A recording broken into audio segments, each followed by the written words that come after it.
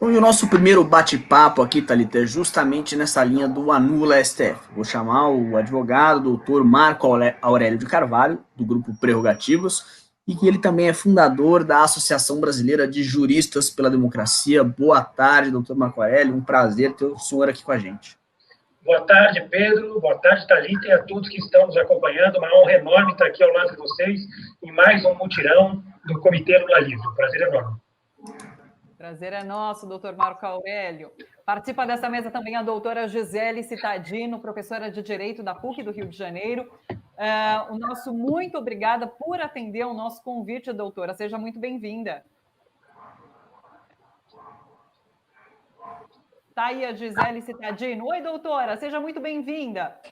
Obrigada. Um abraço para você, Thalita, para o Pedro. Uma alegria encontrar o Marco Aurélio. Eu tive um problema com a internet, com o som, mas agora já resolveu, eu acho. Tá certo. Boa tarde, doutora Gisele, tudo bem? O Conselho, bom, eu queria fazer a primeira pergunta para a senhora. É o seguinte, o Conselho Nacional do Ministério Público reconheceu essa semana o caráter político do uso do PowerPoint para acusar o ex-presidente Lula.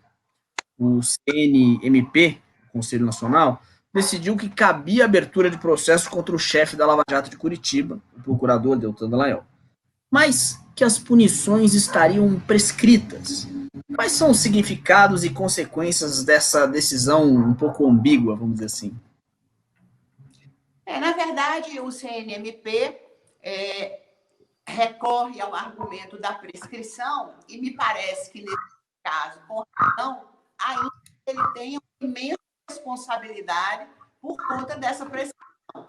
Na verdade, o processo do procurador Deltan Dallagnol foi adiado 41 vezes. Então, é impossível você imaginar que todas essas prorrogações, todos esses adiamentos não vão redundar na prescrição. O mais interessante de tudo é que o próprio procurador, ao longo de muitos anos, eu tive a oportunidade de assisti-lo na televisão mais de duas vezes, ele alegava exatamente que o Instituto da Prescrição no Brasil, ele funcionava como uma espécie de garantia de impunidade e criticava fortemente os advogados quando os advogados apontavam a prescrição, né? Vamos dizer, passou o prazo prescricional, passou o prazo dentro do qual o juiz deve, ou o conselho, ou o juiz deve resolver, tomar uma posição. Ninguém pode ficar ad perpétuo pendurado, digamos, num processo judicial. A prescrição existe exatamente para evitar que uma espécie de espada possa se colocar em cima da cabeça de alguém sem que tenha um prazo para que isso termine. Nesse sentido, os prazos prescricionais, eles são uma garantia, né? Eles asseguram, eles garantem segurança jurídica. E, paradoxalmente, o procurador alegava exatamente o contrário. Ele alegava que os prazos prescricionais só serviriam para assegurar a impunidade no Brasil. E o engraçado disso tudo é que ele, quando precisa, usa exatamente o argumento, né? Ele solicita que seja definida a prescrição, assegurada a prescrição, que realmente, né, se caracterizou, mas se caracterizou pela inércia do Conselho Nacional do Ministério Público e não julgar o caso do procurador. Claro. Antes de eu fazer a pergunta para o doutor Marco Aurélio, eu queria lembrar quem nos acompanha a situação do ex-presidente Lula no Supremo. Olha só, o pedido de suspeição do ex-juiz Sérgio Moro e de anulação de suas decisões contra o ex-presidente Lula está parado desde dezembro de 2018, na segunda turma do STF. Faltam os votos de 3 ministros, Gilmar Mendes, Ricardo Lewandowski e Celso de Mello. Edson Fachin, que é o relator do habeas corpus de Lula, e Carmen Lúcia já votaram por negar o pedido e manter as decisões de Sérgio Moro. Há informação também de que o ministro Celso de Mello está de licença médica e pode, inclusive, ficar fora do julgamento até a sua aposentadoria, em novembro. Então, ele pode não participar desse julgamento. Doutor Marco Aurélio, você poderia nos explicar, então, quais os cenários e as perspectivas de julgamento desse habeas corpus do ex-presidente Lula no STF? Bom, privilégio estar aqui ao lado da minha querida colega Gisele Stadino. Agradeço, Thalita e Pedro, a oportunidade mais uma vez. Bom, muito rapidamente, nós não podemos cair na, digamos, armadilha de imaginar que esse julgamento é um julgamento a respeito do ex-presidente Lula. É claro que isso envolve, em especial, o ex-presidente Lula, que foi vítima de uma condenação injusta e criminosa, com objetivos indiscutivelmente eleitorais. Nós bem sabíamos, enfim, que o ex-presidente Lula era o franco favorito das últimas eleições presidenciais e foi retirado do pleito com o objetivo, enfim, né, de favorecer o seu, então, oponente, que é hoje o Beócio que nos governa, né? E o juiz que serviu a esse propósito foi, na condição de ministro da Justiça, integrar esse governo, aguardando uma vaga para o Supremo Tribunal Federal. Mas por que eu digo que é uma armadilha imaginar que é o julgamento do ex-presidente Lula, né? Primeiro, porque nós sabemos, como eu bem disse, e o mundo sabe, que foi uma condenação injusta e criminosa. E segundo, porque o princípio da imparcialidade é algo que deve valer para Chico e para Francisco, para o Lula e para outras pessoas, sejam elas quais forem, de tais ou quais colorações ou convicções partidárias. Nós estamos julgando agora, no segundo semestre, a importância do princípio da imparcialidade, que é um princípio fundante do nosso Estado de Direito, que tem relação direta com outro princípio sagrado, que é o direito de defesa. Então, se eventualmente o Supremo não aproveitar essa oportunidade ímpar, essa oportunidade singular de reacreditar o nosso sistema de justiça, provavelmente ele vai estar tirando do nosso ordenamento jurídico esse princípio, o princípio da imparcialidade. O que eu quero dizer de forma clara é, se eventualmente o Moro não for julgado parcial, nenhum juiz do território nacional vai poder ser julgado parcial. Porque as provas de parcialidade do ex-juiz Sérgio Moro, na condução em especial dos processos que condenaram injusta e criminosamente o ex-presidente Lula, são vastas. Nós temos um número enorme de provas que se somam. Nós não precisaríamos, enfim, de um número enorme de condutas. Bastaria uma só. Veja, ele, como juiz, simplesmente quebrou o sigilo telefônico dos advogados de defesa do ex-presidente Lula. Ele orientou uma das partes no processo, que é o Ministério Público, a fazer tais ou quais inquirições. Ele escolheu uma procuradora, na verdade, em detrimento de uma outra, para fazer a inquirição de tais ou quais testemunhas. Ele orientou, na verdade, o Ministério Público a procurar tais ou quais provas. Ignorou simplesmente as mais de 80 pessoas que foram a juízo demonstrar de forma clara e inequívoca que o ex-presidente Lula era inocente. Ele ignorou farta documentação comprobatória da inocência do ex-presidente Lula e agiu com interesses, como eu disse, notadamente eleitorais. Se alguns, enfim, não quiseram acreditar nisso, bastaria, para esses em especial, analisar os episódios da Vaza Jato, né? A Vaza Jato, como vocês sabem, revelou num jornalismo investigativo de altíssimo nível um número enorme de irregularidades cometidas pelo então juiz Sérgio Moro. Então, para finalizar, Thalita, Pedro, Gisele, eu reitero aqui, nós estamos diante de uma oportunidade singular que o sistema de justiça tem para se reacreditar. A perda de credibilidade dos aparatos judiciais, né, dos aparelhos judiciais do Estado, é algo que compromete o Estado de Direito e a própria democracia. Quero crer, portanto, que os ministros que integram a segunda turma da Suprema Corte Brasileira vão ter a dimensão da responsabilidade que abraçaram e vão ter a coragem de ser contramajoritários e de dizer o direito de acordo com os vetores, enfim, que são os vetores tradicionais de um Estado democrático, né? Inclusive, diz o ditado popular, o presidente Lula é muito bom ao se comunicar, né? Ele fala com muita facilidade, diz o ditado popular que o jogo só acaba quando termina, né? E como ainda não acabou, Gisele, eu quero crer que os ministros que já votaram, a ministra Carmen Lúcia e o ministro, que agora me fugiu o nome, Edson Fachin, perdão, quero crer que os dois revejam as suas posições, tá? E que efetivamente honrem a toga que eles carregam sobre os ombros.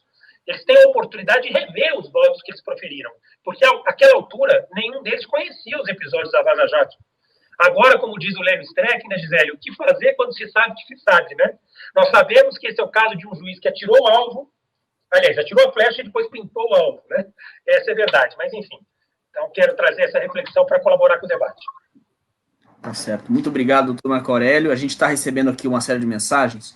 Então, o Sandro Vinícius Couto diz elogia vocês dois. Ele disse: doutor Marco Aurélio de Carvalho, doutora Gisele Stadino, são dois gigantes, sempre uma honra ouvir vocês. E o José Cláudio de Paula, ele fala sobre a primeira resposta da Gisele Stadino. Ele diz, ele concorda com a senhora, diz: é isso mesmo, doutora, o cara era contra qualquer tipo de prescrição, e até que a coisa chegou nele, aí tudo muda de contexto, né? Bom, eu queria perguntar para a senhora, doutora Gisele, o seguinte: os ministros Edson Fachin e Carmen Lúcia, como o doutor Marco Aurélio já lembrou, votaram quando ainda não se sabia nada dos diálogos criminosos entre o Sérgio Moro e os procuradores da Lava Jato, que foram revelados pela série de reportagens do Intercept, a Vaza Jato, né? E, além disso, a gente teve recentemente aquela pesquisa sobre a suspeição do judiciário, né, em que ficou constatado que a maioria esmagadora dos professores de direito do Brasil consideram que o ex-juiz Sérgio Moro foi parcial na condenação do ex-presidente Lula. O que eu queria saber da senhora é o seguinte: existe a possibilidade de que o Edson Fachin e a Carmen Lúcia alterem os seus votos para finalmente fazer justiça? O Mickey, o microfone, Gisele. O microfone está fechado, perdão. Foi. Desculpe. Na verdade, Pedro, existe não só a possibilidade, como, na verdade, existe a expectativa. Não é? Eu tive a oportunidade de estudar a sentença do ex-juiz Sérgio Moro, as 260 páginas da sentença do juiz Sérgio Moro, no caso da condenação do ex-presidente Lula no triplex.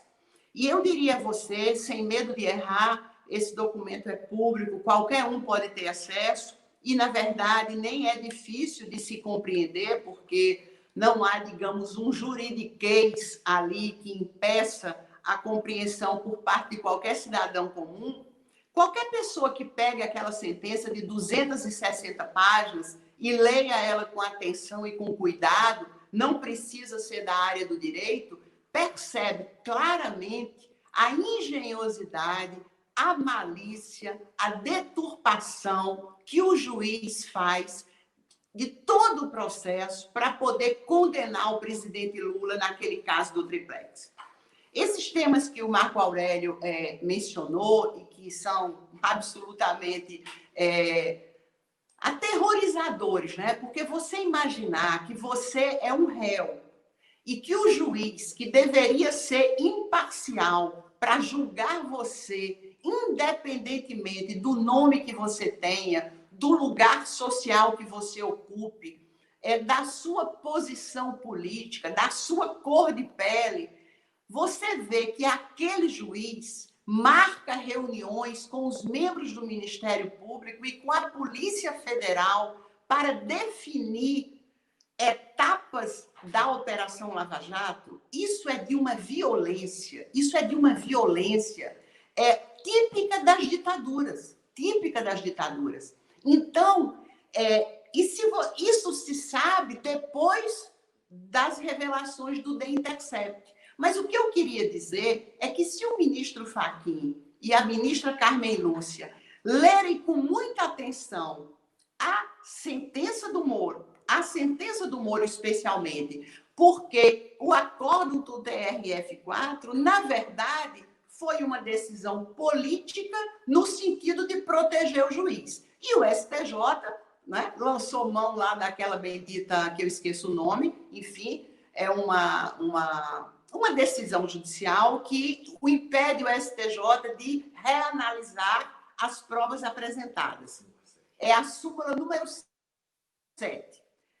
Impede o STJ de analisar as provas já apresentadas nos autos. Então, a situação do STJ a gente nem menciona. Já a decisão do TRF4 foi uma decisão de proteger o juiz. Então, é um acórdão relativamente curto e que não diz muita coisa se não dizer que o juiz está certo. Então, o documento realmente importante é a sentença do Moro de 260 páginas. Qualquer estudante de direito que tenha feito 1 ou 2 períodos de direito penal e processo penal sabe que aquela sentença judicial é uma das maiores vergonhas da história recente do nosso Poder Judiciário. Talvez a gente tenha tido coisa tão terrível ao tempo da ditadura militar, mas de 1988 para cá, nunca se viu uma sentença, claro que é uma sentença que ganha notoriedade porque envolve um ex-presidente da República, mas nunca se viu uma sentença violar, não é, o direito, violar a norma, violar as regras processuais, violar o depoimento das testemunhas, violar as provas apresentadas para finalmente atribuir a propriedade de um imóvel que todo mundo sabe que não é do ex-presidente Lula ao presidente Lula. Então, eu, do fundo do meu coração, conhecendo a trajetória, não é? Especialmente a trajetória do professor Fachin e da professora Carmen Lúcia, como professores lá atrás, antes de ingressarem no Supremo Tribunal Federal, eu não acredito que, conhecendo, tendo estudado o HC redigido de forma brilhante pela defesa técnica do presidente Lula, eu não acredito que eles terão a coragem de votar da mesma forma que votaram no passado. Eu acredito, sim, que há uma possibilidade de nós termos aí, pelo menos, 4 votos a favor do presidente Lula, se o ministro Celso de Mello, como tudo indica, não comparecer à sessão, porque acho que ele já se afastou por um problema de saúde. Acaba que são votos que determinam como eles vão entrar para a história, né? Sem dúvida, sem dúvida, sem dúvida, não há a menor dúvida disso. Não só a forma como eles vão entrar para a história, mas especialmente a forma como eles serão vistos pelos seus pares.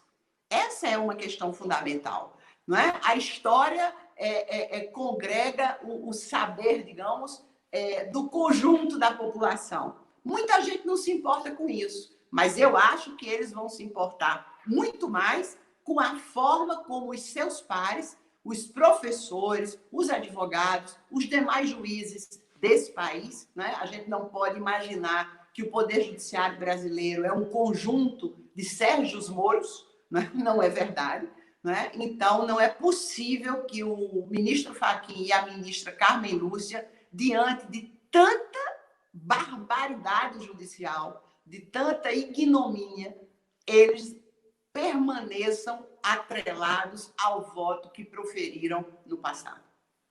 Claro. Doutor Marco, na iminência desse julgamento, e a gente espera que ele esteja para acontecer de fato, vão surgindo várias dúvidas, né? Inclusive, a gente recebeu nos comentários, por exemplo, o Júlio César Beraldi faz algumas perguntas que são dúvidas minhas também. Por exemplo, quem pode pautar esse julgamento? É exclusivamente o ministro Gilmar Mendes? Existe uma outra forma de provocar esse julgamento? Celso de Mello, não participando da segunda turma nesse julgamento, são 4 ministros. Outro ministro é deslocado de alguma outra turma, são 4 ministros. Se os 2 mantiverem os votos, como a gente já sabe que pode ser que isso mude, e os outros 2 votando pela suspeição de Sérgio Moro, dando empate, o que acontece? É pró-réu? Não sei se é esse o palavreado. O que acontece? Então, eu queria que você me explicasse para os nossos ouvintes e telespectadores. Realmente muito importante essa pergunta. Veja, vamos começar então pela primeira parte. Quem pode pautar o julgamento dessa matéria é o ministro relator, no caso, o ministro Gilmar Mendes, que já, inclusive, antecipou que vai fazê-lo em breve, ainda no segundo semestre.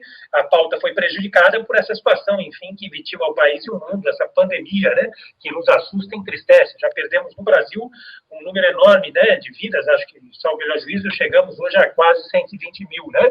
É um pouco fruto disso tudo que a gente está discutindo, né? A responsabilidade direta é do atual presidente, né, esse BOS que nos governa, mas também compartilhada com o ex-juiz Sérgio Moro, que o alçou a essa condição quando tirou indevidamente o ex-presidente Lula dessas últimas eleições. Então, a pauta ela é estabelecida através do pedido de ordem em dia feito pelo ministro relator, no caso, Gilmar Mendes, Então, nós vamos ter a tranquilidade que isso em breve vai acontecer, provavelmente ainda em setembro.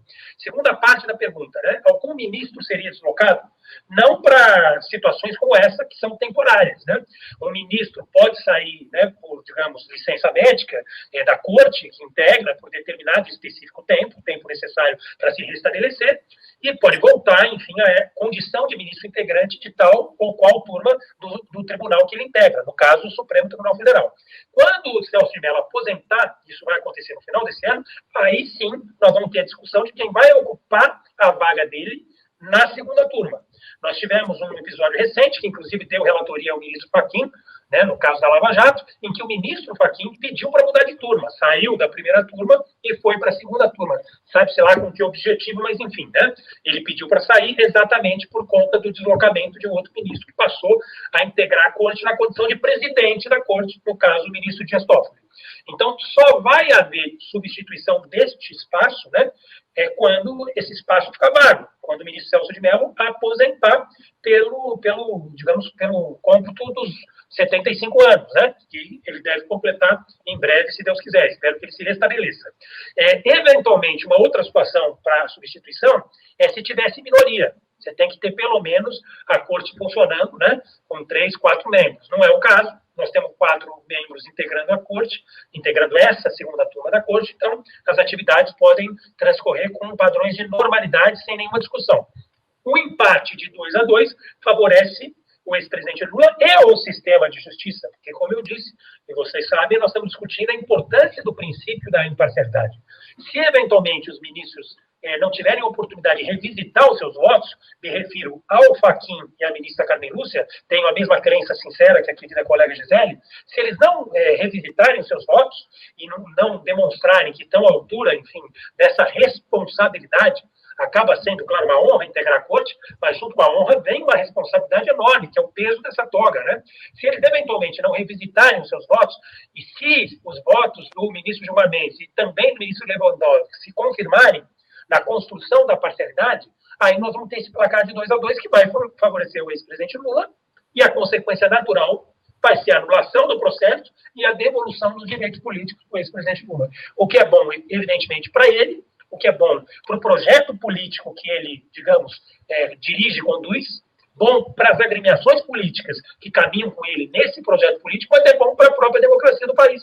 É importante que o presidente Lula tenha a oportunidade de refletir a respeito de uma eventual nova participação nas eleições de 2022. Isso é um direito dele. Ele tem que ser respeitado nesse direito, até porque foi cerceado nessa perspectiva por conta dessa condenação injusta e criminosa. Então, são essas, eu acho, as dimensões da pergunta que foi feita, né? Foram 3 partes, ao meu juízo, né, Thalita? Então, é isso. Respondeu tudo, tá tudo certinho. Obrigado. Bom, infelizmente o nosso tempo está acabando, a gente tem que dar sequência e chamar os próximos convidados. Eu queria agradecer muito à doutora Gisele e ao doutor Marco Aurélio pelos esclarecimentos. Boa tarde a vocês dois e muito obrigado. Boa tarde, obrigado. Beijo para todos.